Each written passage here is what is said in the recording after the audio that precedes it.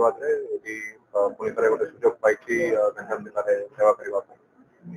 एवं जेतु राज्य सरकार एवं मुख्यमंत्री प्रायोरिटी रही लोकंर जनशुणाणी ग्रीवांस रेट के कम समय युद्धकालीन भितर कर उद्देश्य आज जिला स्तर जनशुणाणी कर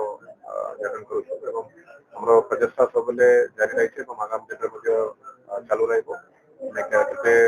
लोकंर लजिकल ट्रांसपोर्टेशन ग्रीवांस गुड़ाक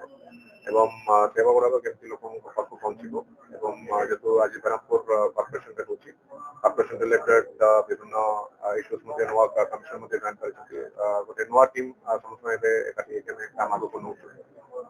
मीडिया बंधु समस्त सहयोग मानव लोक प्रतिनिधि समस्त